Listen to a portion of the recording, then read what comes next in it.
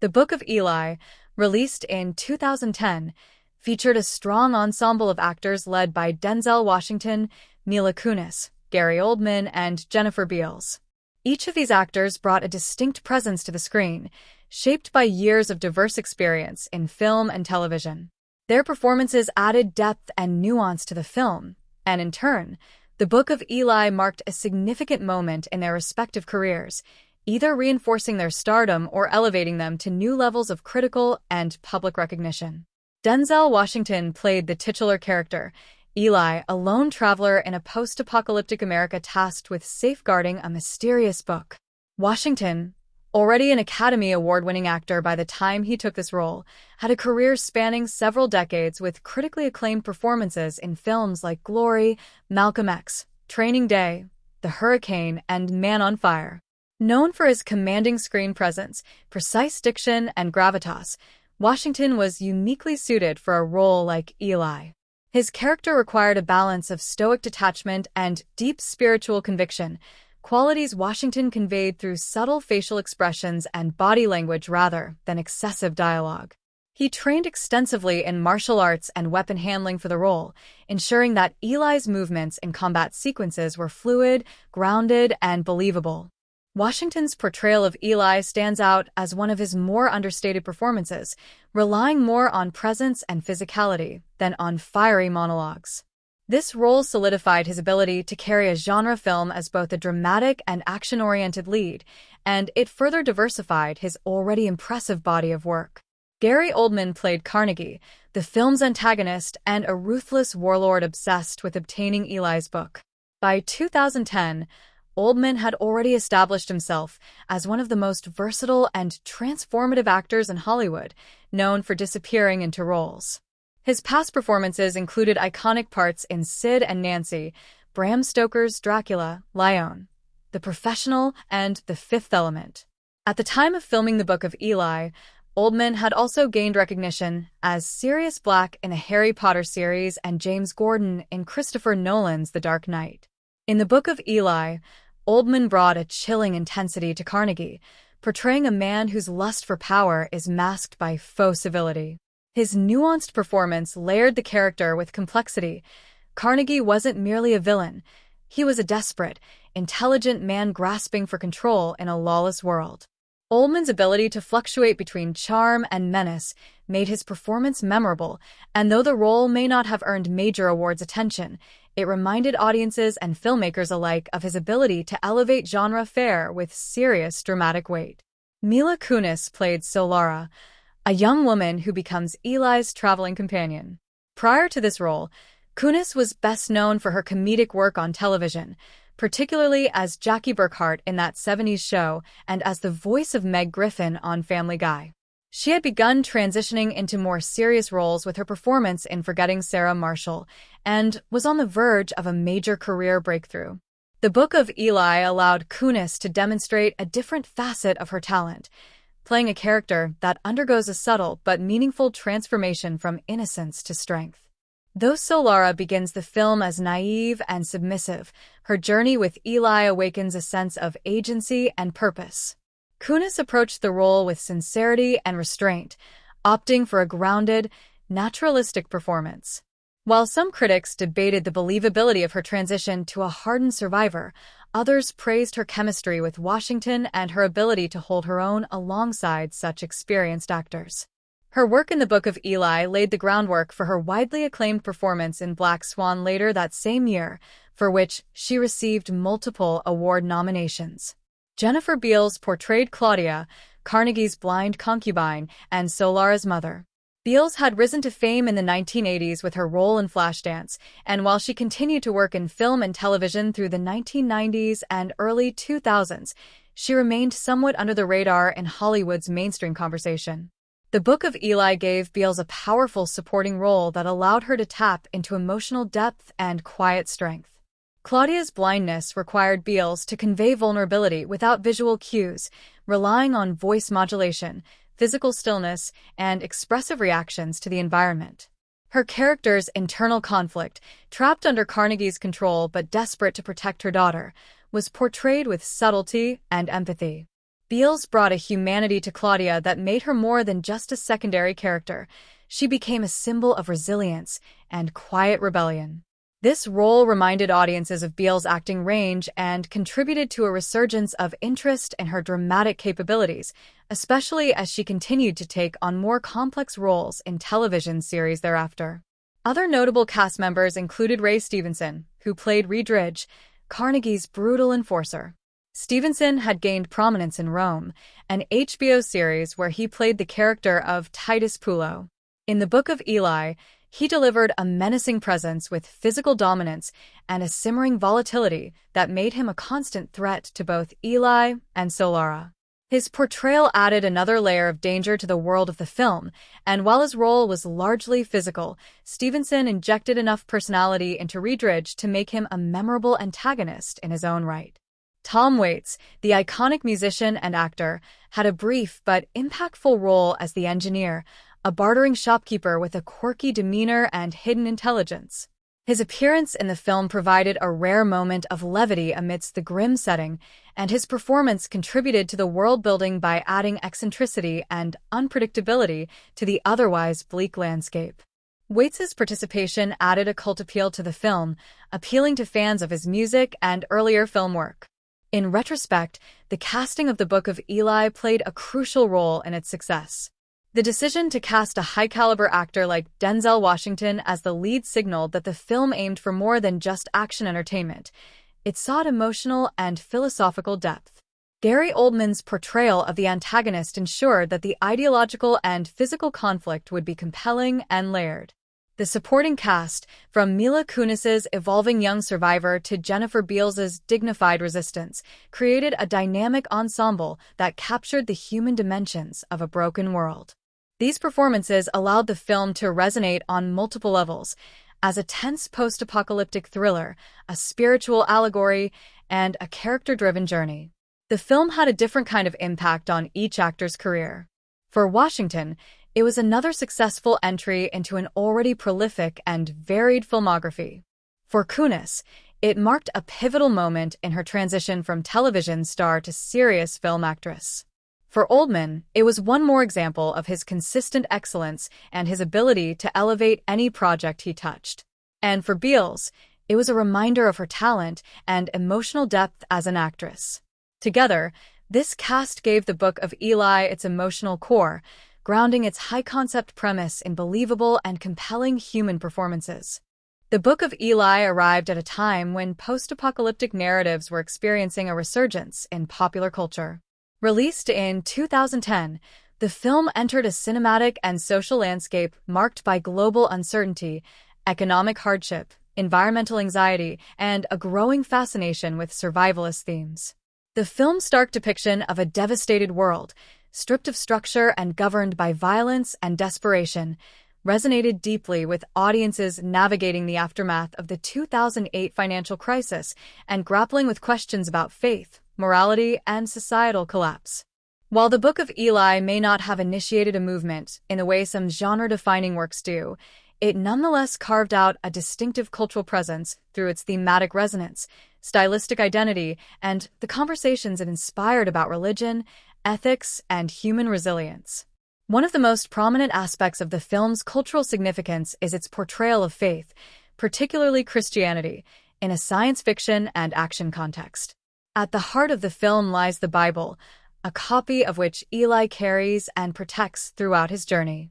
While many dystopian and post-apocalyptic films shy away from overt religious symbolism or reduce spiritual belief to superstition, the Book of Eli foregrounds the Bible as a source of wisdom, power, and hope. This narrative choice distinguished the film from its contemporaries and sparked considerable discussion among viewers and commentators. The portrayal of faith as both a personal guiding force and a potential tool for control, embodied in Eli and Carnegie respectively, introduced a complex view of religion in a devastated world. For some audiences, this duality underscored the importance of individual belief systems in times of crisis, while for others, it highlighted the dangers of dogma and the weaponization of ideology. The film's emphasis on the sacredness of knowledge and literacy also contributed to its broader cultural impact. In a world where most books have been destroyed, the Bible becomes not only a spiritual text, but also a symbol of human history, art, and memory. Eli's reverence for the book and his commitment to memorizing its contents before it is lost reflect real-world concerns about the preservation of culture in the digital age. This was particularly relevant during the early 2010s, a time of rapid technological change and growing unease about the erosion of physical media and written tradition. The film prompted viewers to reflect on the fragility of civilization and the importance of safeguarding knowledge for future generations. The Book of Eli also tapped into contemporary anxieties about environmental collapse and social breakdown. Its setting, a scorched, barren landscape where water is more valuable than currency, mirrored real-world fears about climate change, resource scarcity, and the fragility of modern infrastructure. While the film does not delve deeply into the specifics of the apocalypse, its depiction of a sun-blasted Earth and lawless human settlements resonated with existing dystopian imagery in popular media. These images connected with audiences living in an increasingly unpredictable world, one marked by natural disasters, political instability, and growing mistrust in institutions. In this sense, the film functioned not just as entertainment, but as a mirror reflecting collective anxieties about the direction humanity might be heading. The visual and thematic choices made by the filmmakers also helped establish the Book of Eli as a unique entry in the post-apocalyptic genre.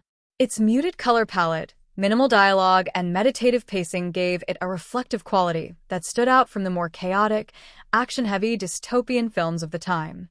This approach invited viewers to engage with the film on a deeper level, interpreting its symbolism and moral lessons rather than simply consuming it as spectacle.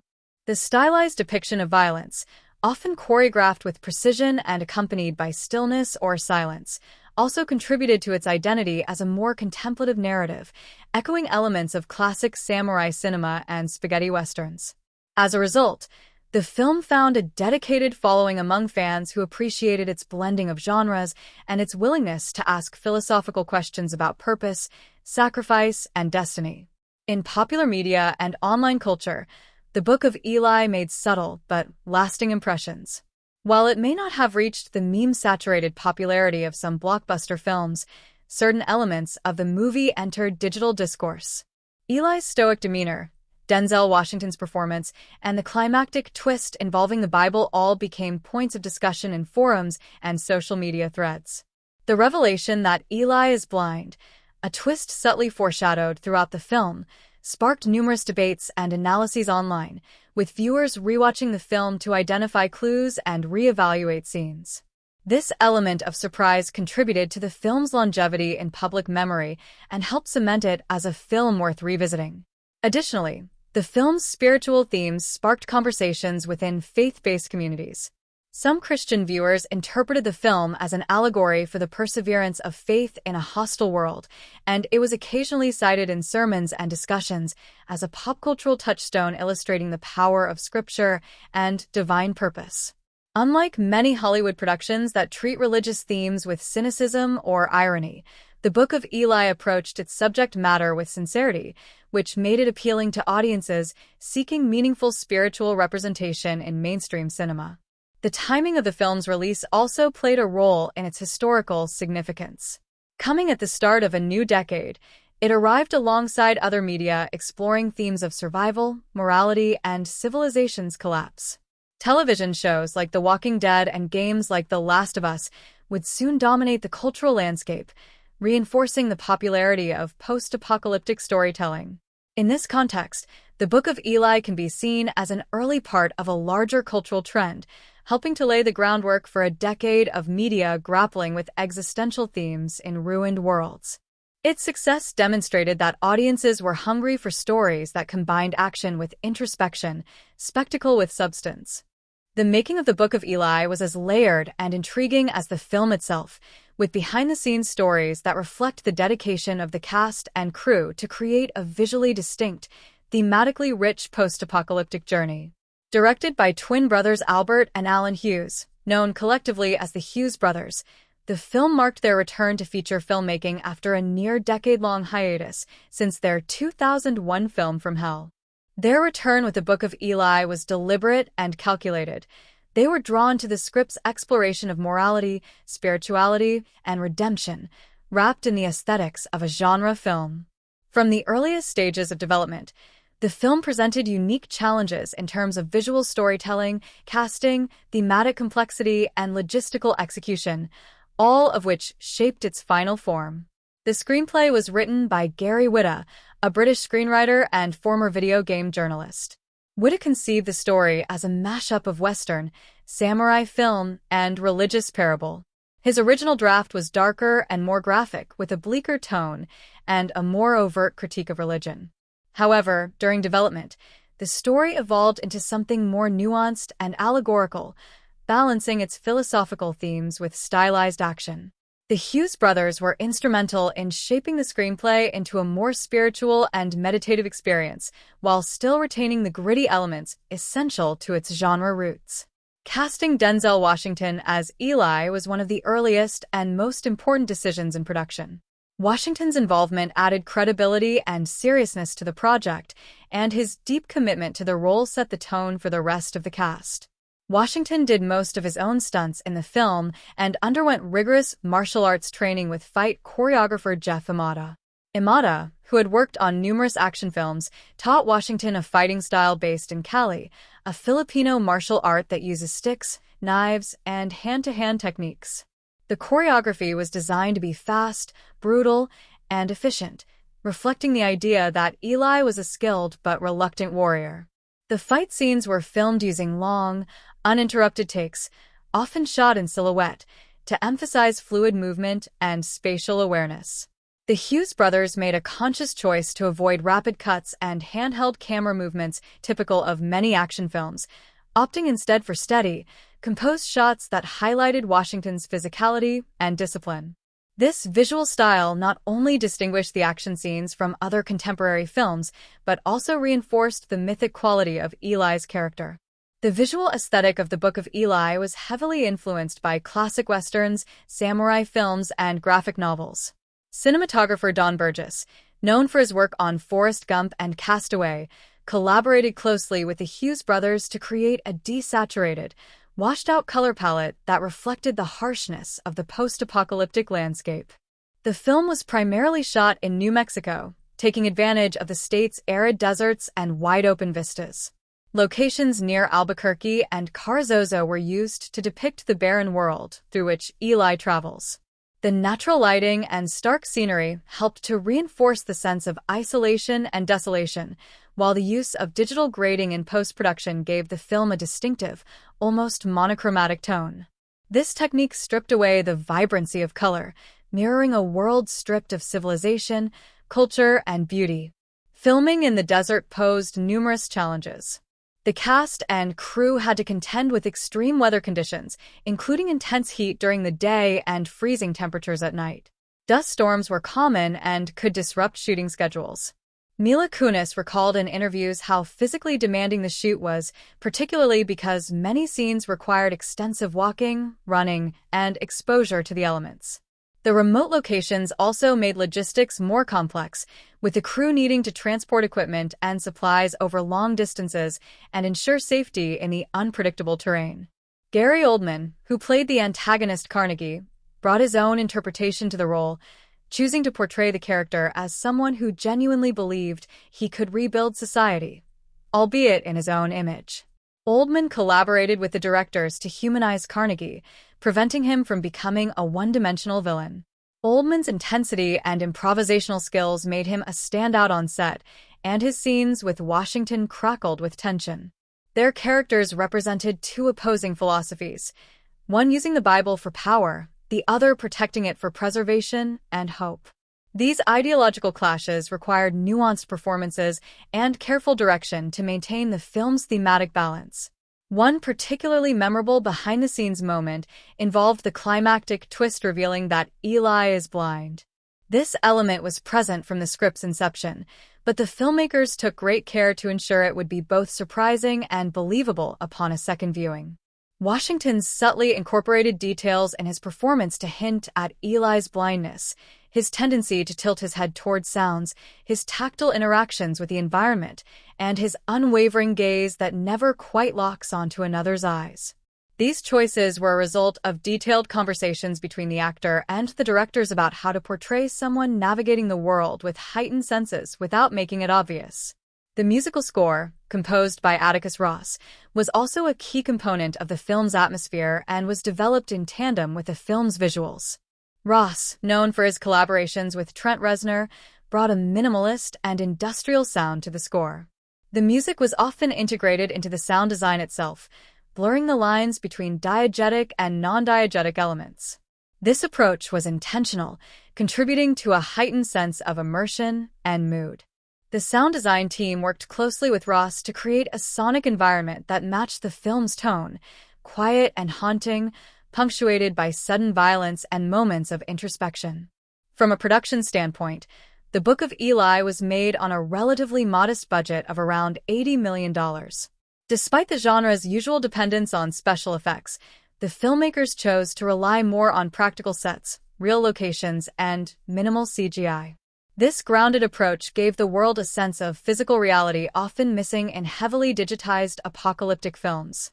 The towns were constructed with care to suggest a society cobbled together from the remnants of the old world. Faded billboards, makeshift shelters, and repurposed consumer goods were scattered throughout the set design.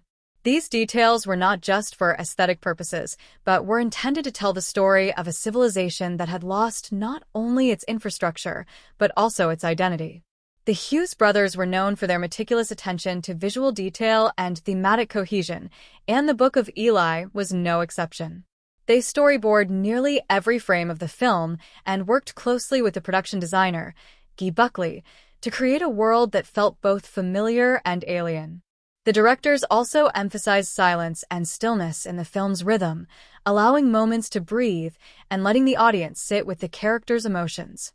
The Book of Eli follows a classic hero's journey structure, woven into a post-apocalyptic narrative that combines action, spirituality, and philosophical reflection.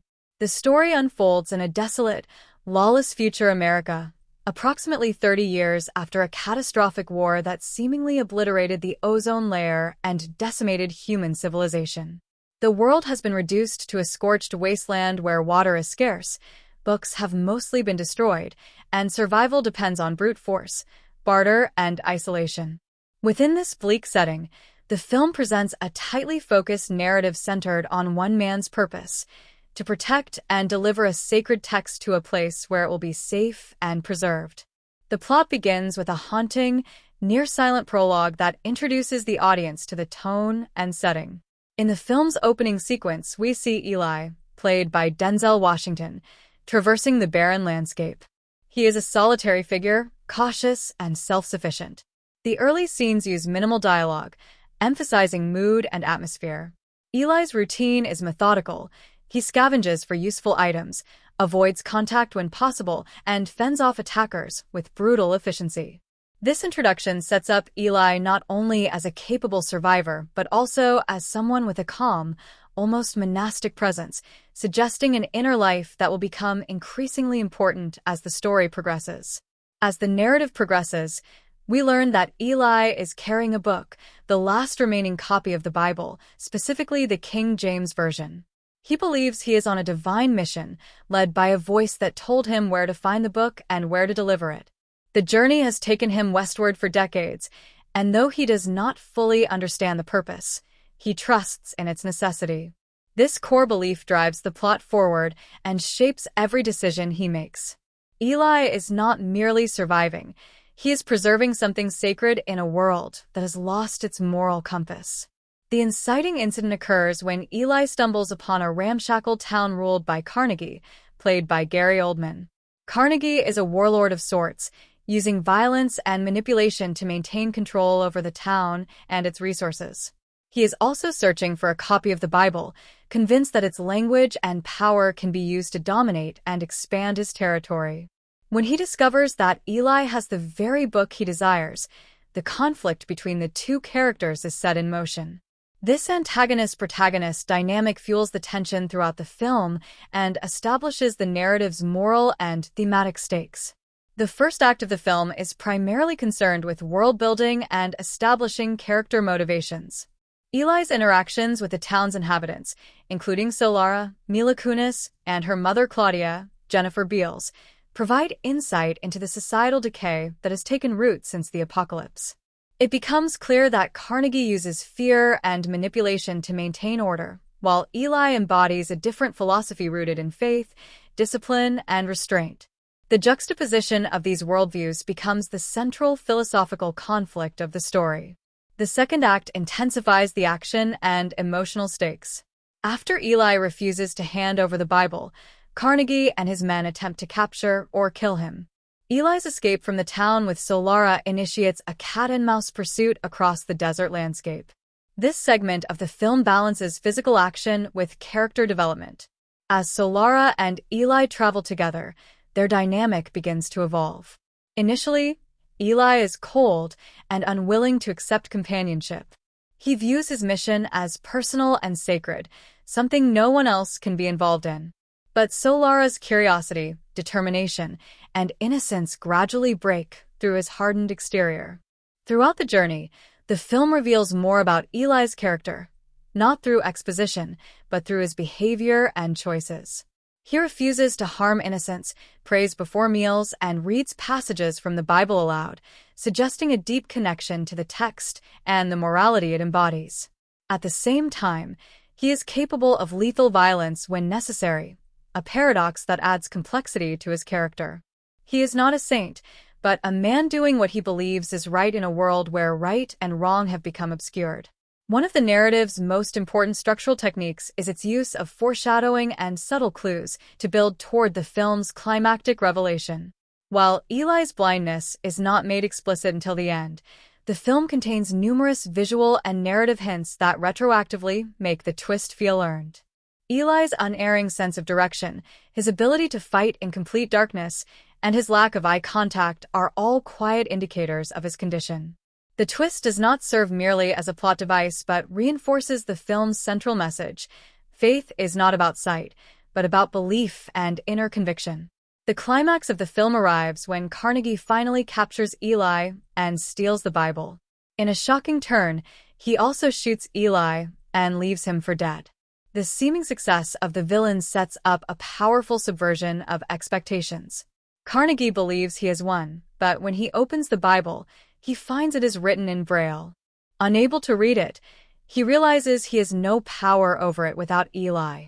Meanwhile, Eli, gravely wounded but still alive, continues his journey with Solara and finally reaches his destination, a secure compound on Alcatraz Island where a group of scholars and archivists are working to preserve human knowledge. There, Eli begins to dictate the contents of the Bible from memory, revealing that he has not only protected the book but internalized it entirely. This moment serves as the film's emotional and narrative crescendo. The idea that Eli has memorized the entire Bible is a testament to his faith, discipline, and purpose. It also underscores the film's deeper theme, that the true power of sacred knowledge lies not in the physical object, but in the human spirit. Eli's sacrifice and commitment ensure that the wisdom of the past will not be lost, even if the world around him has crumbled. After completing his task, Eli dies peacefully, having fulfilled his mission. The film concludes with a coda that suggests hope and renewal. The Bible is printed and placed alongside other great works of human history, while Solara prepares to return to the wasteland. Inspired by Eli's example, she carries with her not only physical survival skills, but also a renewed sense of purpose. The ending is intentionally open-ended, but thematically satisfying. It suggests that while the world is broken, the seeds of rebirth remain possible through faith, knowledge, and human resilience. Structurally, the Book of Eli adheres to a three-act format, but within that framework, it weaves in elements of spiritual allegory, Western mythos, and martial arts storytelling. The film's pacing is deliberate, prioritizing mood and introspection over constant action. Moments of violence are swift and impactful but never gratuitous, and they serve to highlight rather than define Eli's journey. The narrative unfolds with a clear trajectory, yet the emphasis on moral and philosophical questions gives the plot a layered complexity. The Book of Eli is a film rich in thematic depth and layered symbolism.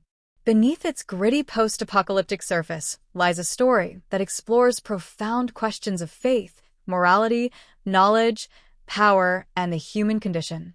It uses its desolate setting and stripped-down narrative not just to entertain, but to engage the viewer in a philosophical meditation on what remains when civilization is gone, and what should be preserved at all costs.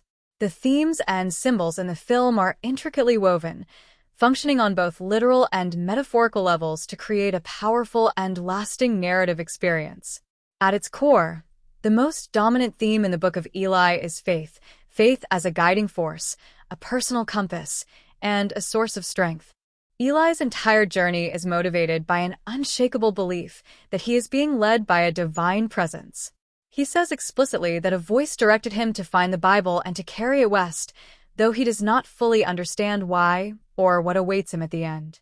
This theme of blind faith, both literally and figuratively, is expressed in countless subtle ways throughout the film. Eli travels without questioning, faces dangers without hesitation, and endures incredible hardship without despair. His faith is not shown as blind allegiance to religion, but as deep trust in a greater purpose. The film does not provide proof of divine intervention, leaving open the interpretation that Eli's belief, rather than supernatural guidance, is what sustains him. This ambiguity allows viewers to engage with the concept of faith from both religious and secular perspectives. Another central theme is the power of knowledge and the duality of sacred texts. The Bible, which Eli protects with his life, is portrayed as both a beacon of hope and a potential tool of oppression. This dichotomy is embodied in the contrast between Eli and Carnegie. For Eli, the Bible represents truth, redemption, and the foundation of moral order in a world that has lost its way. For Carnegie, the same book is a means to control others, to rebuild society under his dominion, and to manipulate through fear and ideology. This tension reflects historical and contemporary debates about how religious texts can be interpreted and used, either to uplift and enlighten or to dominate and subjugate. The film never directly condemns or exalts religion, but it presents it as inherently powerful, worthy of protection, and deeply influential in shaping human behavior. The theme of preservation, of culture, of history, of identity, is also essential to the film. The post-apocalyptic setting has rendered much of human knowledge extinct. Books are rare, and literacy is even rarer. In this environment, the Bible is more than a religious artifact. It is a symbol of human achievement, of the values and narratives that once bound people together. Eli's mission is, in essence, to preserve a piece of human history that has survived catastrophe. His recitation of the Bible at the film's end becomes a metaphor for the transmission of culture through memory, oral tradition, and dedication. This idea resonates strongly in an era where digital information can be lost or corrupted, and where cultural memory is increasingly fragmented. The journey motif in the film is both literal and symbolic. Eli's westward path is not only a physical trek, but also a spiritual pilgrimage. The concept of going west is steeped in symbolism throughout literature and film, often representing death, enlightenment, or a new beginning. In the context of the Book of Eli, the West represents the final destination of Eli's mission, the place where his sacrifice will bear fruit. His travels across a barren, morally bankrupt land symbolize the soul's journey through trials and temptations. Along the way, Eli resists corruption, maintains his integrity, and ultimately fulfills his destiny. His physical wounds and eventual death reinforce the notion of martyrdom, of one man giving his life for the preservation of a greater good. Symbolism in the film also operates visually. The desaturated color palette and bleak landscapes serve not just to depict a ruined world, but to mirror the spiritual and ethical emptiness of the society that remains. In this visual language, color, or its absence, reflects the loss of beauty, diversity, and meaning.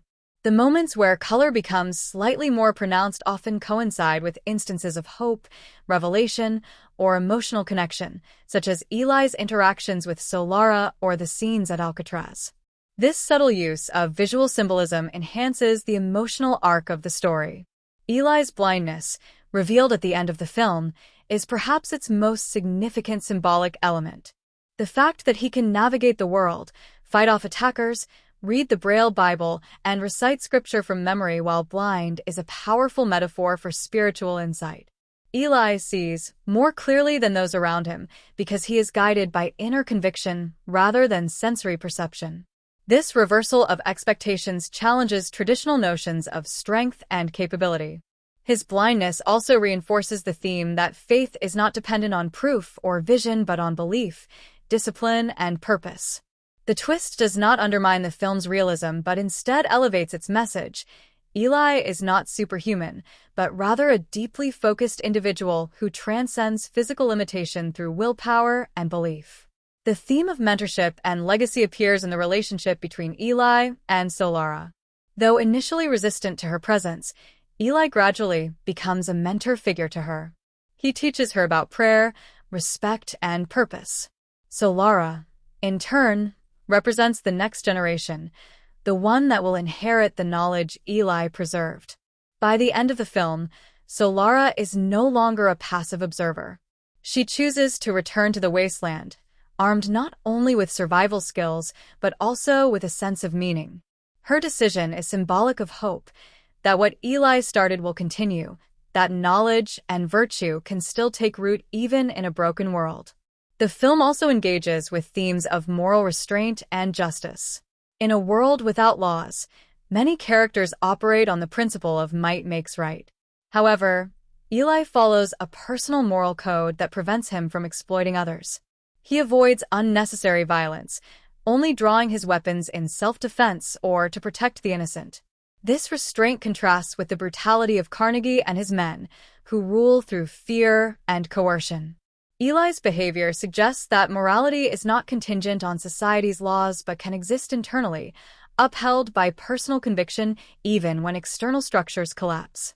This theme speaks to contemporary anxieties about the erosion of ethical standards and the question of how one remains good when the world is not. Another recurring symbolic element is water. In the film's wasteland, water is the most precious commodity, more valuable than gold or gasoline. It is a symbol of life, purity, and salvation. Eli often shares water with others, and his access to clean water becomes associated with spiritual blessing.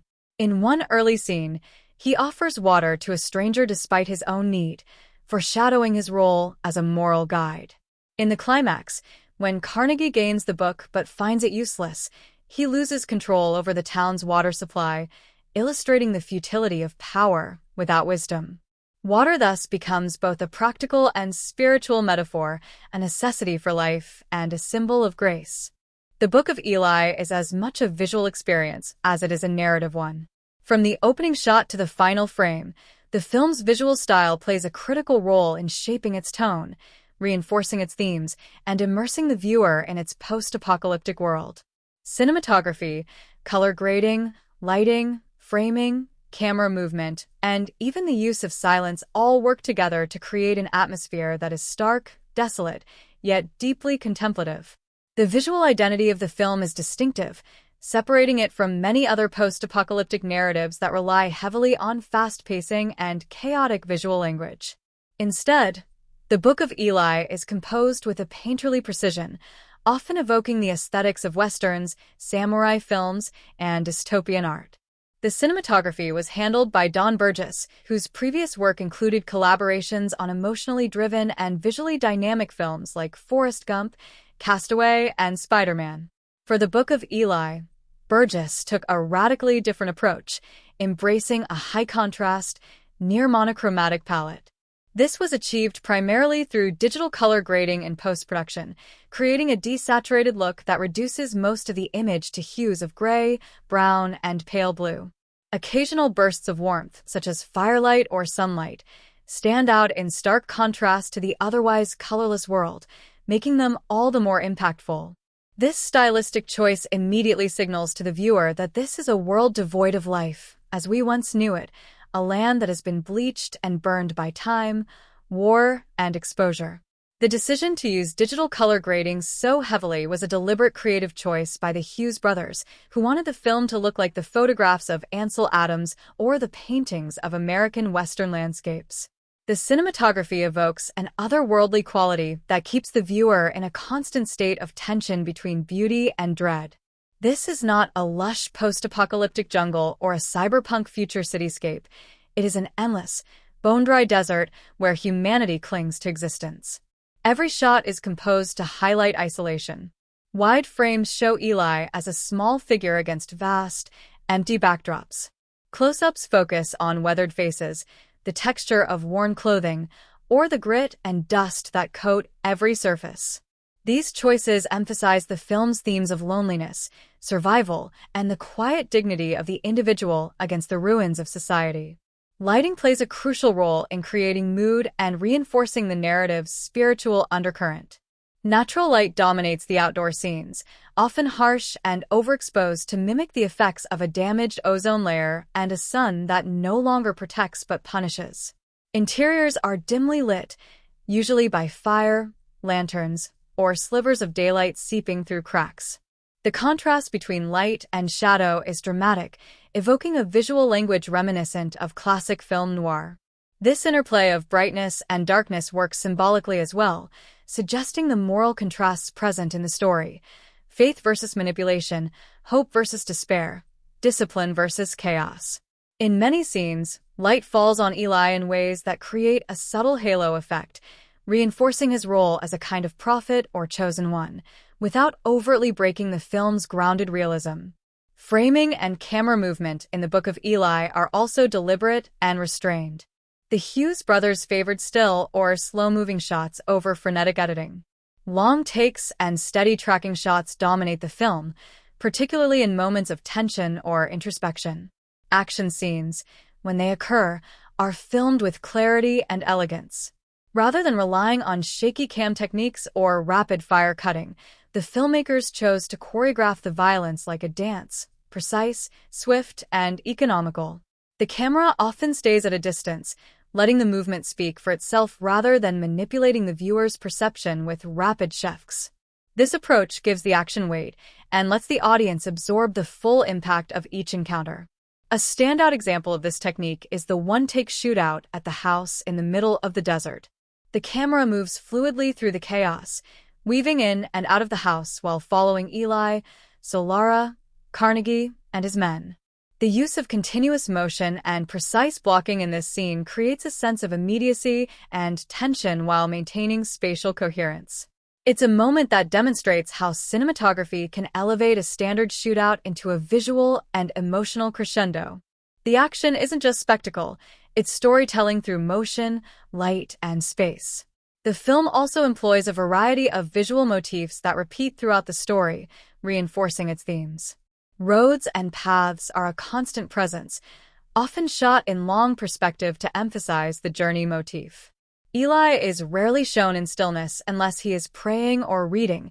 His character is almost always in motion, reinforcing the idea of destiny and purpose. The book itself is another recurring visual element. Whether tucked in his pack, cradled in his hands, or lying closed on a table, its presence in the frame is treated with reverence.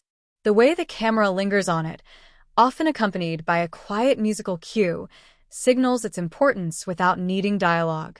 Another symbolic visual motif is the use of mirrors and reflections. Although subtle, the film occasionally uses reflective surfaces such as water, metal, or broken glass to highlight moments of realization or internal conflict. These reflections are often distorted, mirroring the world's brokenness and the character's struggles with identity and purpose. One interpretation is that these visual distortions reflect the inner clarity of Eli versus the moral blindness of others, particularly Carnegie, whose desires cloud his judgment. Set design and cinematography work hand in hand to further establish mood. The towns and interiors are cluttered with remnants of the old world: faded signs, dusty appliances, crumbling walls. These visuals are never randomly assembled. They're carefully chosen to suggest decay and memory. Each background detail tells a story of what was lost. The decision to place so much narrative information in the mise-en scene allows the cinematography to do much of the heavy lifting in world-building.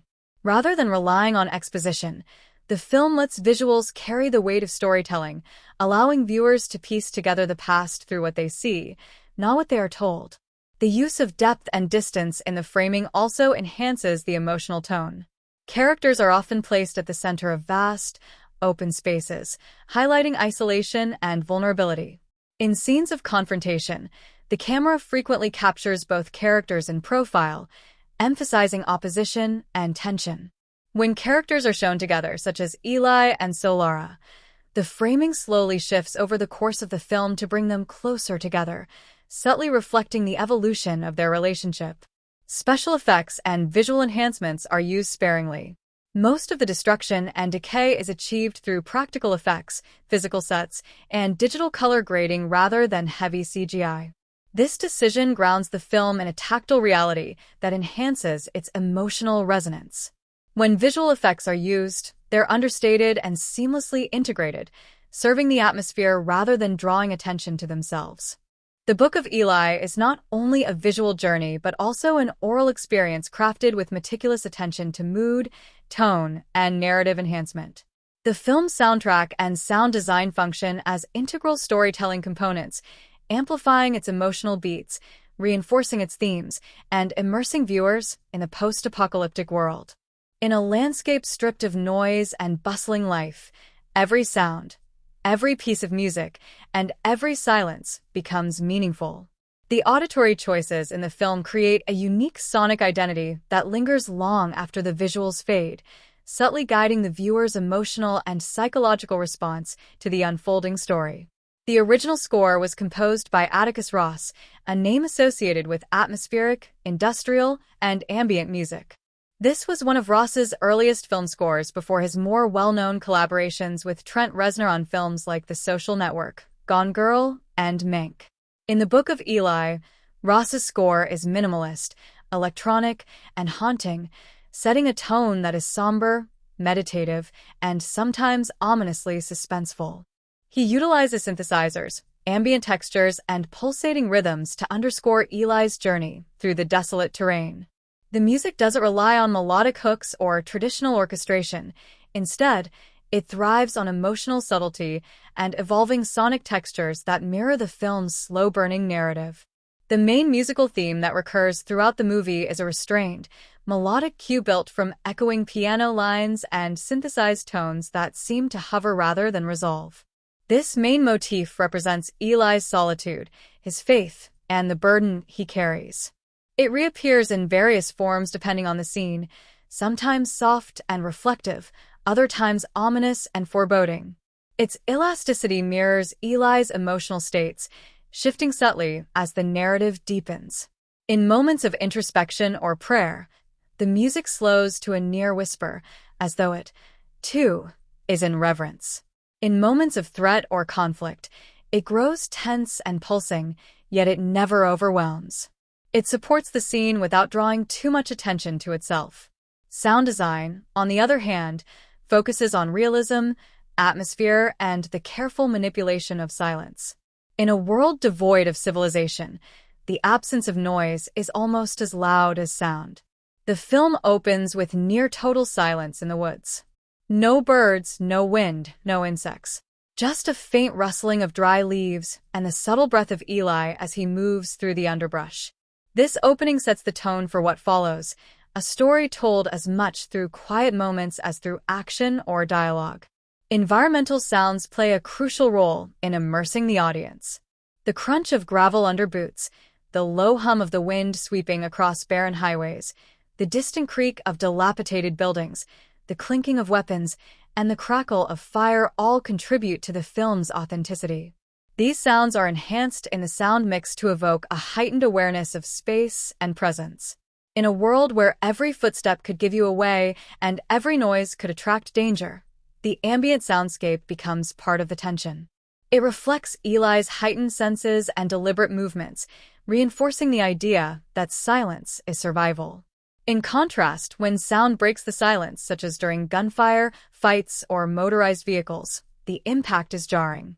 Gunshots are not Hollywood-style booms but sharp, raw explosions that echo and reverberate through the empty landscape. This approach lends a frightening realism to violence. Each bullet feels dangerous, each blow visceral. The film doesn't glorify violence through sound. Instead, it exposes its brutality. The deliberate contrast between silence and sudden bursts of noise heightens the intensity of these moments.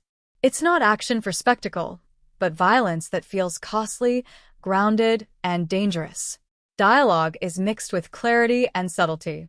Denzel Washington's portrayal of Eli includes long periods of silence, but when he does speak, his voice carries a calm, measured, almost prophetic weight. His words are never wasted, and the sound mix ensures his voice cuts through without needing to be loud. Carnegie's dialogue, delivered by Gary Oldman, contrasts with this. He speaks more aggressively, often filling the space with arrogance or manipulation. The sound of their voices, their pacing, and intonation provide insight into their characters even before their actions are fully revealed. Supporting characters are also given unique vocal textures, from Solara's youthful curiosity to Redridge's gruff demeanor, each contributing to the film's layered sonic portrait. One of the film's more inventive uses of sound is in how it subtly supports the final reveal of Eli's blindness. Throughout the film, there are hints in the sound design that Eli navigates by auditory cues rather than sight. The enhanced sound of running water, distant voices, or the careful way he moves through unfamiliar terrain.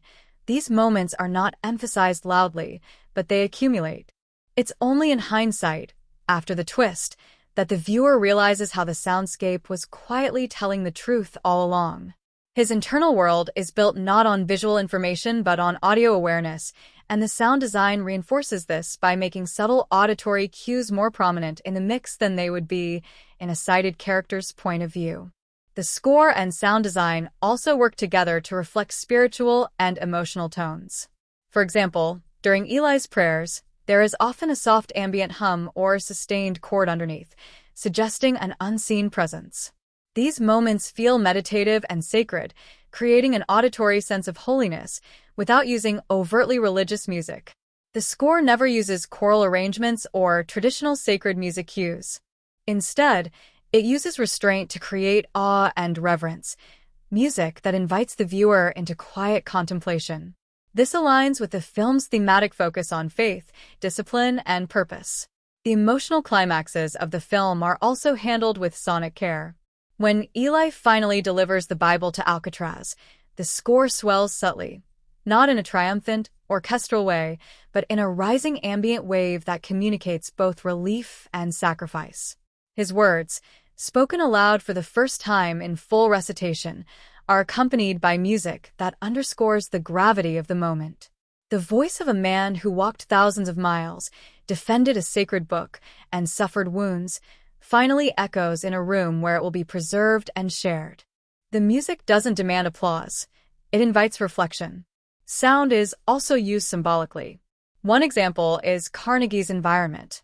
In his town, the sound design includes distant screams, clinking chains, and the hum of generators. His world is filled with oppressive, unnatural sounds that reinforce the contrast between his use of power and Eli's serenity.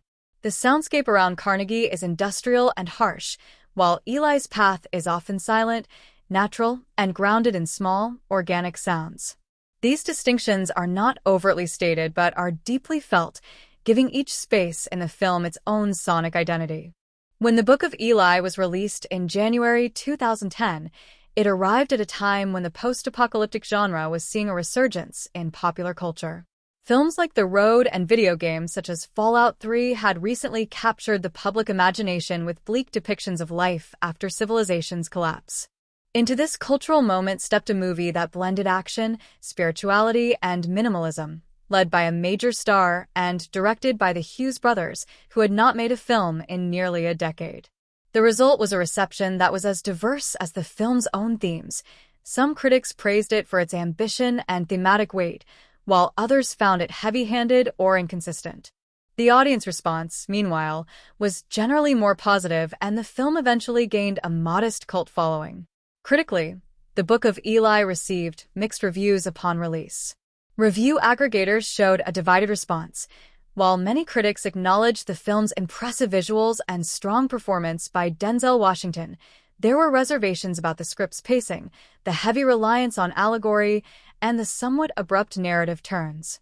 One of the most commonly praised elements was the film's cinematography. Critics pointed out the distinctive desaturated color palette and the way the camera captured the desolation of the American wasteland.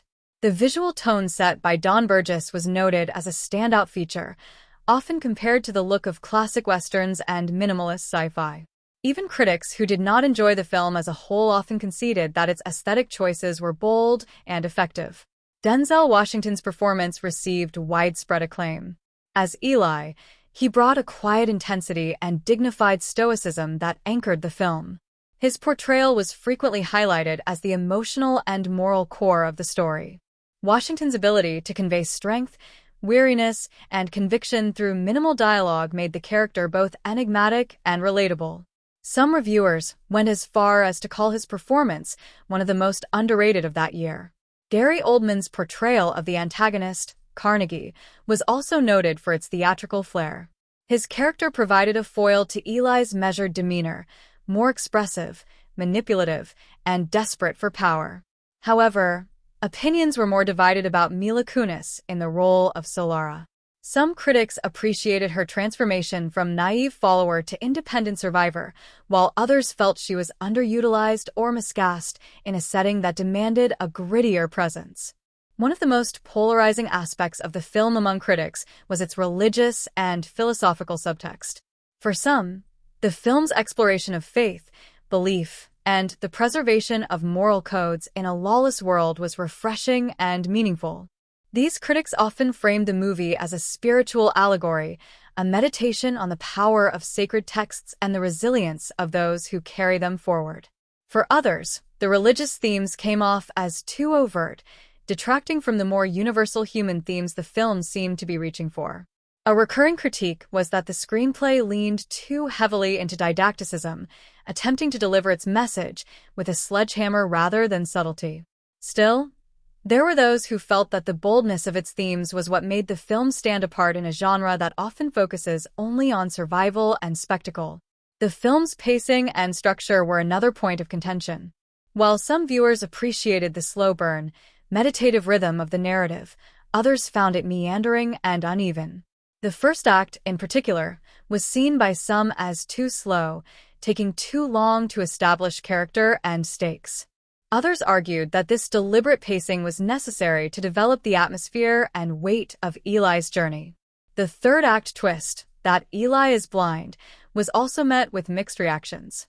Some praised the twist as a bold narrative device that recontextualized the entire film, while others saw it as implausible or manipulative.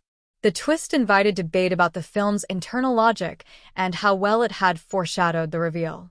Supporters pointed to numerous subtle clues throughout the film, such as Eli's use of sound to navigate or his non-reliance on visual cues, while detractors felt it was a contrivance added for shock value.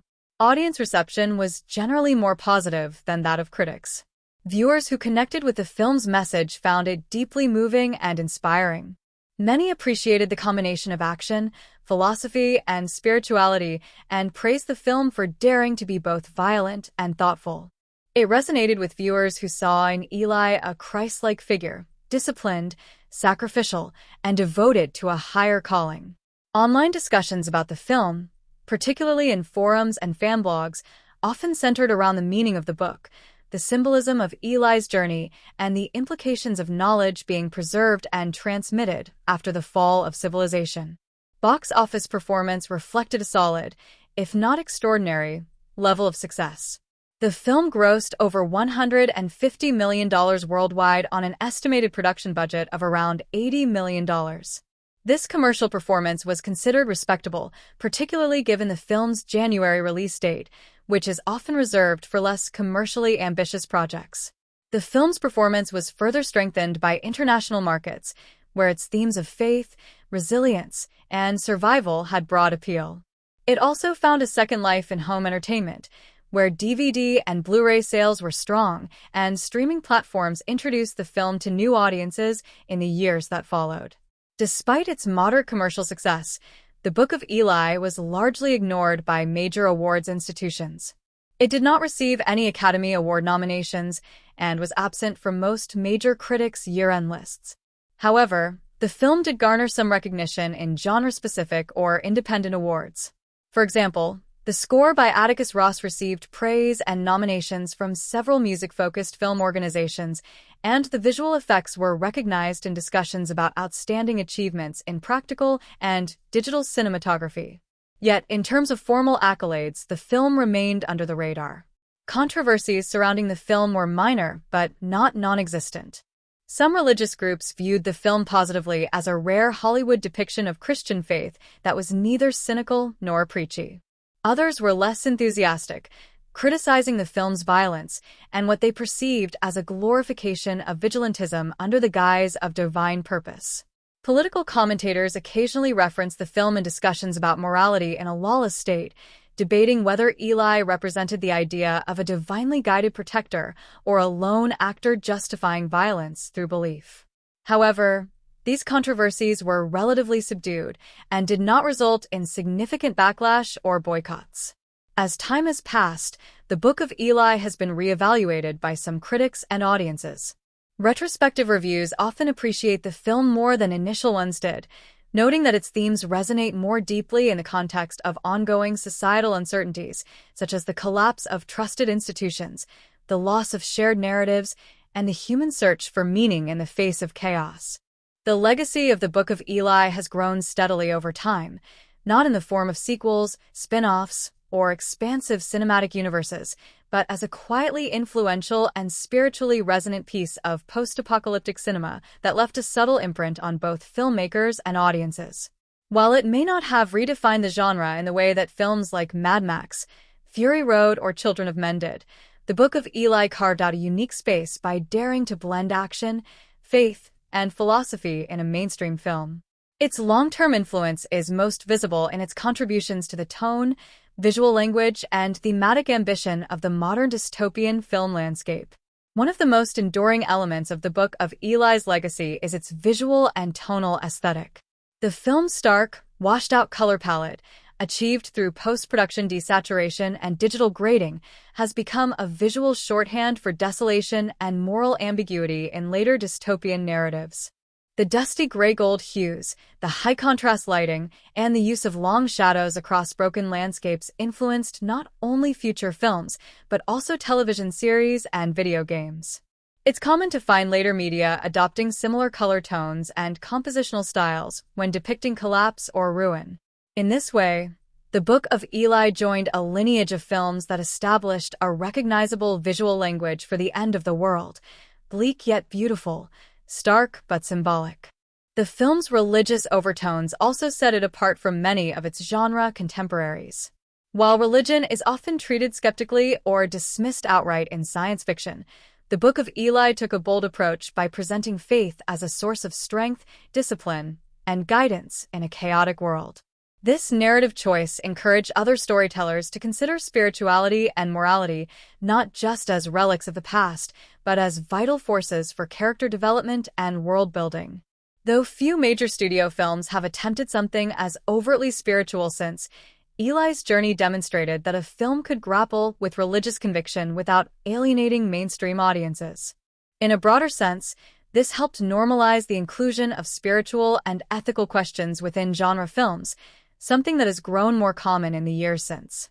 The film's restrained action sequences also left a mark on filmmakers looking to balance spectacle with realism. Unlike many action films that rely on rapid cuts and over-the-top choreography, the Book of Eli presented violence in a grounded, methodical manner. The use of single takes or minimal cuts during fight scenes influenced subsequent directors who wanted to inject a sense of physicality and grit into their action. The infamous scene where Eli dispatches multiple attackers in the shadows, lit only by the flickering fire behind him, is often cited in filmmaking circles as an example of efficient, elegant action direction. This approach can be seen echoed in later films that seek to heighten tension and character focus without sacrificing momentum. Perhaps most significantly, The Book of Eli has left a lasting impression on how stories are told about moral clarity in a morally bankrupt world. Its central idea, that sacred knowledge, preserved by an unlikely guardian, can become the seed for rebuilding civilization, resonated in cultural narratives during a time of widespread societal doubt.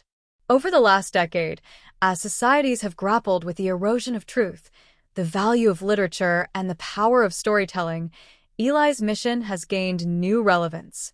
The idea that a single person can carry and protect not only a book, but the values and principles embedded within it, feels especially poignant in an era saturated with misinformation and fragmented belief systems. The film's impact also extended beyond cinema into other artistic and narrative mediums. Several creators in the video game industry, for instance, have cited the Book of Eli as an influence on the narrative design and aesthetic of post-apocalyptic games. Elements of Eli's solitary journey, the use of environmental storytelling, and the minimalistic presentation of information can be seen in titles such as The Last of Us, Metro 2033, and Horizon Zero Dawn. These games, much like the Book of Eli, prioritize character introspection, sparse but emotional dialogue, and environmental details that tell their own story. The film helped reinforce the value of silence, restraint, and suggestion in building tension and delivering emotional payoffs. Although the Book of Eli did not spawn a franchise, its thematic content encouraged discussion and academic inquiry. University courses on theology and cinema, for example, have used the film to explore the relationship between religion, literature, and power. Its depiction of the Bible as both a sacred text and a dangerous weapon has been cited in debates about how culture shapes belief and how belief can, in turn, shape power dynamics. The film's narrative, which revolves around access to knowledge and the ethics of its control, has also found relevance in discussions about censorship, digital information, and the preservation of cultural memory. The character of Eli has endured as a rare cinematic figure, a warrior monk archetype whose power lies not in brute strength, but in spiritual certainty. Unlike the antiheroes that dominate many dystopian films, Eli is neither morally ambiguous nor driven by revenge. He is on a mission that transcends ego, fueled by a sense of purpose that remains unshaken even in the face of suffering. This archetype influenced characterizations in future media, where protagonists began to be depicted not just as survivors, but as carriers of moral or spiritual torchlight. This is evident in protagonists like Joel from The Last of Us or Father from the Road, whose journeys are just as much about inner conviction as external challenges. From a filmmaking perspective, the Book of Eli also revitalized interest in the Hughes Brothers. Though they had not released a feature film since From Hell in 2001, their return with the Book of Eli reminded industry observers of their unique visual storytelling skills and their willingness to engage with challenging subject matter. While the brothers have not directed another feature together since then, the film renewed respect for their craft and their ability to balance commercial viability with philosophical depth. Their collaboration with Denzel Washington also showed the power of pairing a visionary director with an actor capable of bringing emotional gravitas to sparse dialogue and minimal exposition. The soundtrack, composed by Atticus Ross, also had an influential legacy. Though understated at the time of release, the minimalist and ambient approach to scoring has become increasingly common in genre films and prestige television. Ross would later go on to win major accolades for his collaborations with Trent Reznor, but his work on the Book of Eli helped lay the groundwork for a style of music that complements introspection, loneliness, and philosophical undertones. His work has inspired other composers and sound designers to prioritize mood over melody and to use music not merely as an emotional cue, but as an extension of the story's atmosphere. Audiences' reactions to the Book of Eli have been complex and multifaceted, reflecting the film's layered narrative, thematic depth, and distinctive tone. From its release in 2010 onward, viewers have engaged with the movie on multiple levels, whether as a straightforward action film, a spiritual allegory, or a meditation on survival and hope in a shattered world. The ways in which different generations and communities interpreted the film offer valuable insight into its emotional resonance and lasting appeal. At the most immediate level, Many viewers found the Book of Eli to be a gripping post-apocalyptic adventure. The desolate landscapes, tense action sequences, and clear stakes of survival drew audiences in, particularly fans of the genre. For these viewers, Eli's journey represented the quintessential hero's quest, a lone wanderer armed with skill and purpose, traveling through a hostile environment to protect something vital. The film's atmosphere of danger and suspense kept audiences engaged, even if some found the pacing slow or the story cryptic. For this group, Eli was a classic cinematic archetype, the stoic survivor, battling physical and moral challenges in equal measure. Beyond its surface narrative, many audiences connected deeply with the film's spiritual and philosophical undercurrents. The portrayal of Eli as a character whose mission was to protect a sacred book, a symbol of hope, morality, and knowledge, resonated with viewers who saw in the film a reflection of their own beliefs or questions about faith. For some, Eli's unwavering conviction offered comfort in uncertain times. His journey suggested that even when the world falls apart, core values and truths remain worth preserving.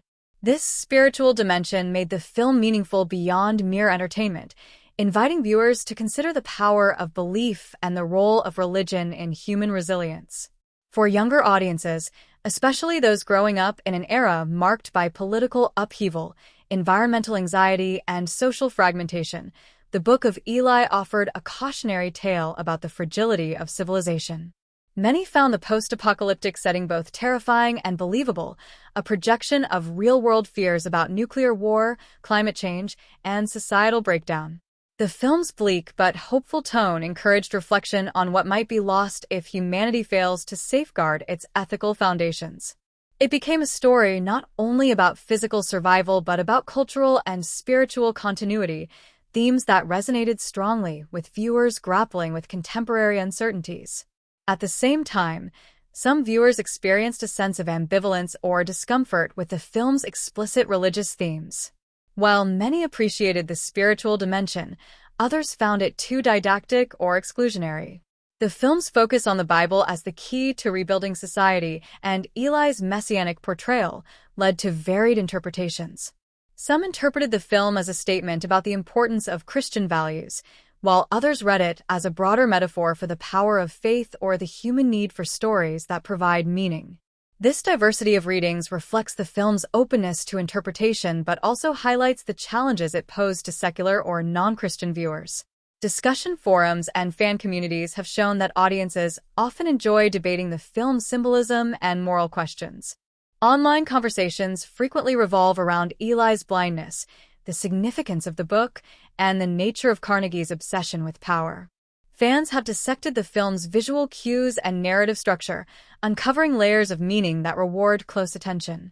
The film has inspired fan art, essays, and debates about its theological and philosophical implications, demonstrating that it sparked thoughtful engagement rather than passive consumption. The character of Solara, played by Mila Kunis, also elicited diverse reactions.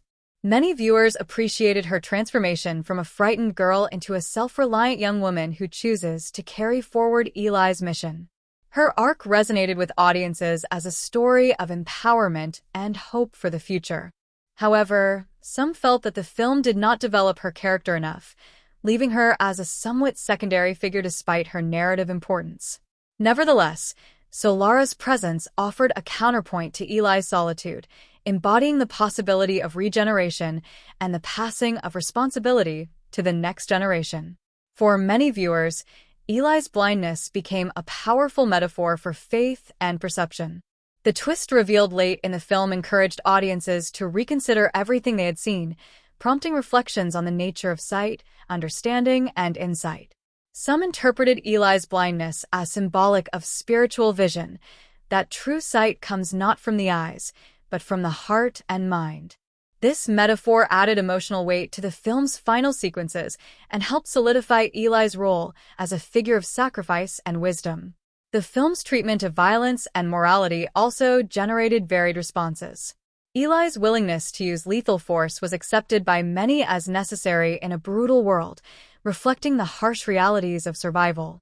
Others wrestled with the ethical implications of his actions, questioning whether his mission justified the violence or if it risked becoming a form of fanaticism. These moral tensions enriched the viewing experience by inviting audiences to engage critically with the protagonist's choices rather than simply cheering his victories. As the film reached new audiences through home video and streaming platforms, it gained a reputation as a cult favorite. Viewers returning to the film after its initial release often discovered new layers of meaning, appreciating its subtlety and restraint more fully than first-time audiences might have. The quiet moments of reflection, the minimalist dialogue, and the symbolic imagery encouraged repeated viewings and ongoing interpretation. This longevity has cemented the Book of Eli as a film that rewards patience and thoughtfulness, rather than immediate gratification. The generational context in which the Book of Eli was released also shaped its reception. Emerging at the dawn of a new decade marked by the aftermath of global financial crisis and ongoing geopolitical instability, the film spoke to anxieties about societal collapse and the search for stability. For many, Eli's unwavering faith and sense of mission provided a hopeful counter-narrative to the chaos of real life. His journey suggested that even in dark times, individuals can make a difference by holding on to principles and acting with purpose. Audience reflections often emphasize the film's hopeful message beneath its grim exterior. Despite the desolation and brutality depicted, the story is ultimately one of preservation and regeneration. Eli's mission is not just to survive but to ensure that knowledge and morality endure. This forward-looking optimism resonates with viewers who see the film as a meditation on human resilience and the possibility of rebuilding after destruction. The film's ambiguous ending invites viewers to project their own hopes and interpretations onto the story's conclusion. Some see it as a triumphant affirmation of faith's power to inspire renewal, while others view it as a cautionary reminder of the fragility of civilization. This openness has contributed to ongoing discussions and personal reflections, making the film a conversation piece for years after its release. The character development in the Book of Eli is central to the film's emotional and philosophical core.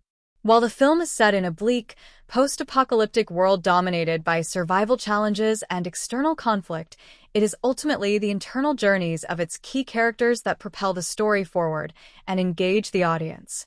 The arcs of Eli, Solara, and Carnegie are particularly significant, each representing different facets of human nature, faith, hope, and power, and their evolution throughout the film reflects broader themes of morality, redemption, and transformation. Eli, portrayed by Denzel Washington, is the film's enigmatic protagonist and spiritual anchor. At the outset, he appears as a solitary, stoic wanderer whose every action is purposeful and deliberate. His physical blindness is one of the most striking characteristics, but it is his unwavering spiritual clarity and determination that define his arc. Eli's development is subtle, more about revealing layers of his character than changing who he fundamentally is. From the beginning, he is committed to his mission, to protect and deliver a sacred book that he believes holds the key to restoring civilization. This mission gives him a sense of purpose that transcends the immediate dangers he faces. Throughout the film, Eli's faith serves both as his strength and his guiding light. He displays remarkable discipline and resilience, enduring brutal hardships without losing sight of his goal.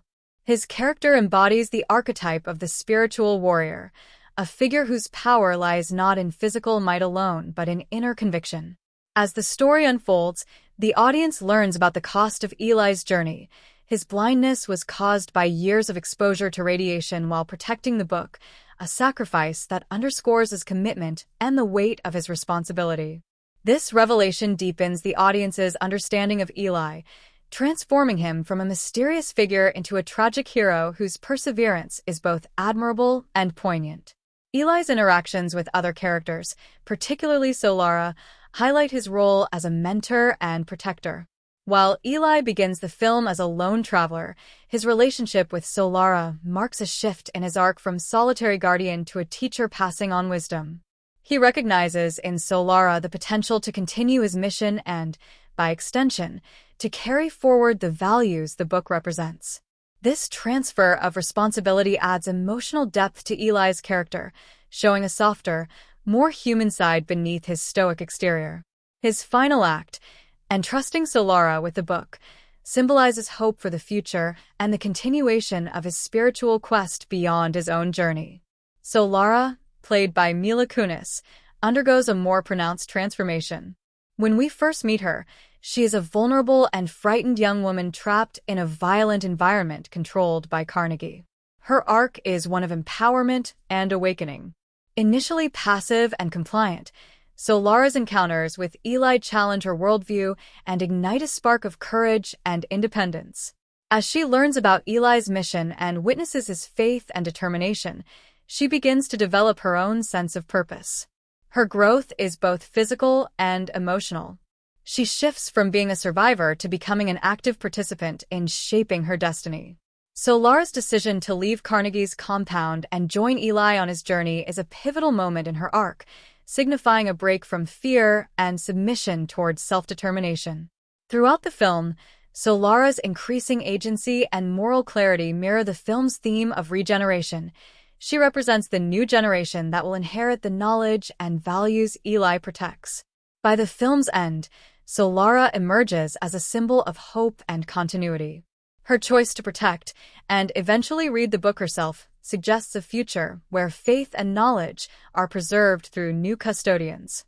Her development also reflects the universal journey from innocence to experience, illustrating how exposure to hardship and moral challenges can foster growth and transformation. Carnegie, portrayed by Gary Oldman, serves as the film's antagonist and represents a contrasting force to Eli's spirituality. Carnegie's character arc, though less traditionally redemptive, is crucial in understanding the film's exploration of power and corruption. Carnegie is a ruthless warlord who rules over a fortified compound, obsessed with controlling the book for his own gain. His motivations are driven by a desire for power, control, and domination. Unlike Eli, Carnegie sees the book as a tool, an object to be exploited to manipulate others and solidify his authority. Carnegie's arc reveals the dangers of fanaticism divorced from genuine faith or morality. He preaches a twisted interpretation of religion, using it to justify violence and oppression. His obsession with the book underscores his fear of losing control and his desperate grasp for legitimacy in a chaotic world. Carnegie's character embodies the corrupting influence of power and the moral decay that results when spirituality is weaponized rather than revered. Throughout the film, Carnegie's confrontations with Eli highlight the thematic clash between true faith and false religion, humility and arrogance, sacrifice and selfishness. His downfall is not only a physical defeat but a symbolic collapse of tyranny in the face of authentic belief and moral courage. Carnegie's failure serves as a cautionary tale about the consequences of using sacred symbols for selfish ends. Other supporting characters contribute to the development of the main arcs and the overall narrative. Claudia, a woman Eli meets in a deserted town, provides a brief but poignant moment of human connection. Their interaction shows Eli's compassion and the loneliness inherent in his mission. This encounter adds depth to Eli's character, reminding the audience that despite his focus on the mission, he remains deeply human. The film's narrative structure supports these character arcs by gradually revealing motivations and backstories rather than presenting everything up front. This approach allows the audience to discover the complexity of each character alongside the unfolding plot. The slow unveiling of Eli's blindness, the reasons behind his mission, and Solara's growing independence keeps viewers engaged with the characters' emotional journeys. One of the most effective aspects of the character development is how the film balances action with introspection. Despite the harsh world they inhabit, the characters are not mere survivalists. They grapple with moral dilemmas, faith, and the consequences of their choices. This duality makes their arcs richer and more relatable. Eli's stoicism and faith-driven resolve contrast with Carnegie's brutal pragmatism, creating a dynamic that is as much ideological as it is physical. Solara's transformation from frightened captive to empowered guardian offers a hopeful counterpoint to the film's desolation. Together, their arcs form a narrative about the struggle between darkness and light, despair and hope. The costume and set design in the Book of Eli are integral to crafting the film's distinctive post-apocalyptic world and immersing the audience in its harsh, desolate atmosphere. These visual elements do much more than simply decorate the scenes. They serve as powerful storytelling tools that communicate the setting, social hierarchy, character psychology, and thematic undercurrents without heavy exposition. From the tattered clothes worn by nomads to the fortified compound ruled by Carnegie, every detail in the costumes and sets contributes to the film's tone and narrative. Starting with costumes, the film employs a pragmatic, grounded approach that reflects the brutal realities of survival in a devastated landscape. The characters' clothing is worn, weather-beaten, and utilitarian, perfectly suited for life in a world where resources are scarce and protection from the elements is essential. The costumes often incorporate layers of leather, rough fabrics, and makeshift armor pieces fashioned from scavenged materials. This rugged aesthetic immediately signals the post-collapse nature of society and reinforces the film's gritty realism. Denzel Washington's character, Eli, wears a long, weathered leather coat, sturdy boots, and gloves that emphasize his role as a traveler constantly exposed to the elements. His costume is practical yet distinctive, helping to establish him as a seasoned survivor with a clear purpose. The dark tones and muted colors of his outfit underscore his serious, no-nonsense demeanor, while the simplicity of his clothing contrasts with the symbolic complexity of his mission. Notably, Eli's blind eyes, concealed beneath dark glasses, add to his mysterious presence and visual identity. Mila Kunis's character, Solara, starts with a costume that highlights her vulnerability and youth. She wears simple, faded clothing typical of someone trapped in a violent environment with limited access to resources. As her character develops, subtle changes in her costume reflect her growing independence and strength. By the film's conclusion, her clothing appears slightly more functional and confident, mirroring her transformation from a frightened girl into a determined young woman prepared to carry forward Eli's mission. Gary Oldman's Carnegie is outfitted in a contrasting style that reflects his position of power and control. His costumes are more structured and imposing, incorporating elements that suggest authority and dominance. He wears darker, more polished clothing than the nomads or wanderers, signaling his control over the compound and his detachment from the desperate survivalism outside its walls. Carnegie's costumes also include military-inspired touches and accessories, reinforcing his role as a warlord and tyrant who commands through fear and force. The film's makeup design complements the costumes by emphasizing the toll the harsh environment takes on the characters. The actors' faces and bodies show signs of dirt, scars, sun damage, and exhaustion, lending authenticity to their struggles. These physical details are essential in conveying the lived experience of the film's world, where survival often comes at a physical cost. Turning to set design, the film's locations and constructed environments are key to establishing the world's bleak tone and fractured state. The landscapes are barren, dusty, and ravaged, often featuring ruined buildings, abandoned vehicles, and skeletal remnants of civilization.